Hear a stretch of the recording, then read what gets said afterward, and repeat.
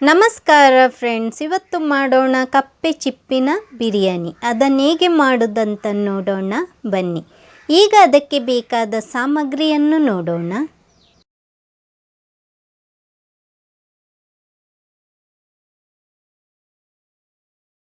ಬಾಸುಮತಿ ಅಕ್ಕಿ, ತೆಂಗಿನಕಾಯಿ ಹಾಲು, ಕ್ಲಾಮ್ಸ್, ಕೇಸರಿ ಮತ್ತು ಹಾಲು, ಟೊಮೆಟೊ, ಈರುಳ್ಳಿ, ಕಾಯಿಮೆಣಸು, ಶುಂಠಿ ಬೆಳ್ಳುಳ್ಳಿ ಪೇಸ್ಟ್, ಕೊತ್ತಂಬರಿ ಸೊಪ್ಪು, ಪುದೀನ ಸೊಪ್ಪು, ಅರಶಿನ ಹುಡಿ, ಜೀರಿಗೆ ಪೌಡರ್, ಮೆಣಸಿನ ಹುಡಿ, ಗರಂ ಮಸಾಲ ಹುಡಿ, ಧನಿಯಾ ಹುಡಿ. ಈಗ ಒಂದು ಪ್ಯಾನಿಗೆ 2 ಚಮಚದಷ್ಟು ತುಪ್ಪ ಹಾಕ್ತಾ ಇದ್ದೇನೆ. ತುಪ್ಪ ಬಿಸಿಯಾದ ನಂತರ ಅದಕ್ಕೆ ಗರಂ ಮಸಾಲೆ ಹಾಕ್ಕೊಳ್ಬೇಕು. ಚಕ್ಕೆ, ಲವಂಗ, ಅನಾನಸ್ ಹೂ, ಬಿರಿಯಾನಿ ಎಲೆ, ಏಲಕ್ಕಿ ಇದನ್ನಾಕಿ ಸ್ವಲ್ಪ ಹೊತ್ತು ಹುರ್ಕೊಳ್ಬೇಕು. ತೊಳೆದಿಟ್ಟ ಅಕ್ಕಿಯನ್ನು ಹಾಕಿ ಸ್ವಲ್ಪ ಹೊತ್ತು ಹುರ್ಕೊಳ್ಬೇಕು. ನಾನಿಲ್ಲಿ ಅಕ್ಕಿಯನ್ನು ಅರ್ಧ ಗಂಟೆ ಹೊತ್ತು ನೆನೆಸಿಟ್ಟಿದ್ದೇನೆ. ಅಕ್ಕಿ ಹಾಕಿದ ನಂತರ ಸ್ವಲ್ಪ ಹೊತ್ತು ಹುರ್ಕೊಳ್ಬೇಕು. ಈಗ ತೆಂಗಿನಕಾಯಿ ಹಾಲು ಹಾಕ್ತಾ ಇದ್ದೇನೆ. ತೆಂಗಿನಕಾಯಿಯನ್ನು ಮಿಕ್ಸಿ ಜಾರಿಗೆ ಹಾಕಿ ಆನಂತರ ಅದರದ್ದು ಹಾಲು ತೆಗೆದು ಹಾಕಿದ್ರೆ ಆಯಿತು. 1 ಕಪ್ಪಿನಷ್ಟು ನೀರು ಹಾಕ್ತಾ ಇದ್ದೇನೆ. ಉಪ್ಪು ಹಾಕ್ತಾ ಇದ್ದೇನೆ. ಉಪ್ಪು ರುಚಿಗೆ ತಕ್ಕಷ್ಟು. 1 ಕಪ್ಪು ತೆಂಗಿನಕಾಯಿ ಹಾಲು, 1 ಕಪ್ಪು ನೀರು. ಈಗ ಲಿಡ್ ಮುಚ್ಚಿ ಬೇಯಲಿಕ್ಕೆ ಬಿಡೋಣ. ಗ್ಯಾಸನ್ನು ಮೆಲ್ಲ ಇಟ್ಟು 10 ನಿಮಿಷ ಬೇಯಿಸಿದ್ರೆ ಆಯಿತು.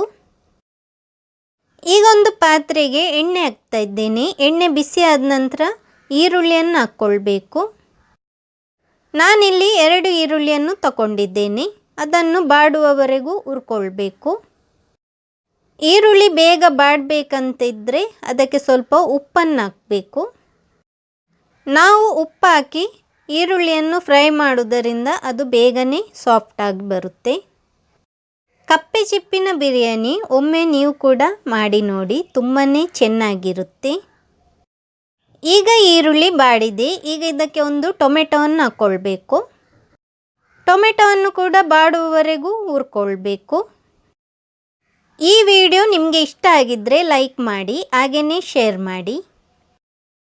ಟೊಮೆಟೊ ಬಾಡಿದ ನಂತರ ನಾವಿಲ್ಲಿ ಕಾಯಿಮೆಣಸನ್ನು ಹಾಕ್ಕೊಳ್ಬೇಕು. ನಿಮಗೆ ಖಾರಕ್ಕೆ ಎಷ್ಟು ಬೇಕಂತ ನೋಡ್ಕೊಂಡು ಹಾಕಿದ್ರೆ ಆಯಿತು.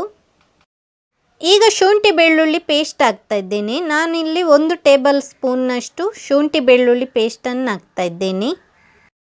ಶುಂಠಿ ಬೆಳ್ಳುಳ್ಳಿ ಪೇಸ್ಟ್ ಹಸಿ ವಾಸನೆ ಹೋಗುವವರೆಗೆ ಅದನ್ನು ಹುರ್ಕೊಳ್ಬೇಕು.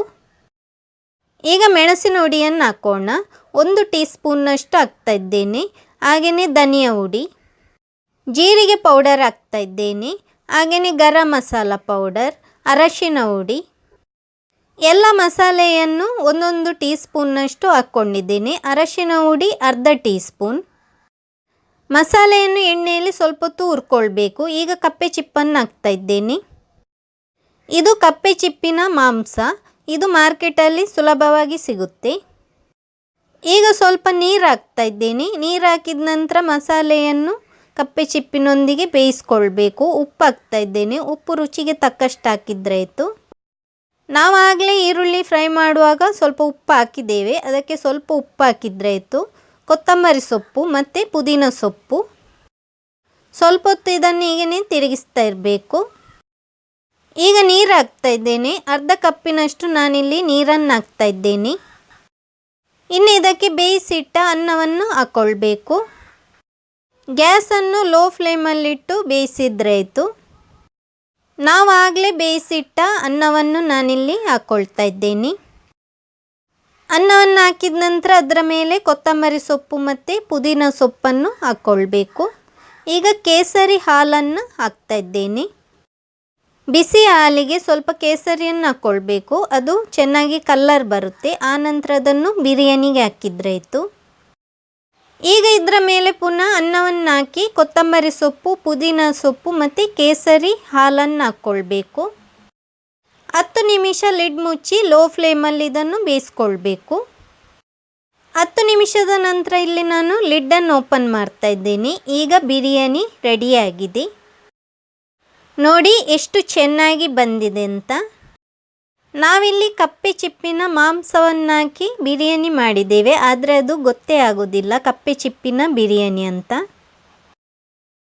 ಕಪ್ಪೆ ಚಿಪ್ಪಿನ ಬಿರಿಯಾನಿ ಹೇಗೆ ಉಂಟಂತ ಕಮೆಂಟ್ ಮಾಡಿ ತಿಳಿಸಿ. ನನ್ನ ಚಾನಲನ್ನು ಸಬ್ಸ್ಕ್ರೈಬ್ ಮಾಡದಿದ್ದಲ್ಲಿ ಸಬ್ಸ್ಕ್ರೈಬ್ ಮಾಡಲು ಮರೆಯದಿರಿ. Thank you.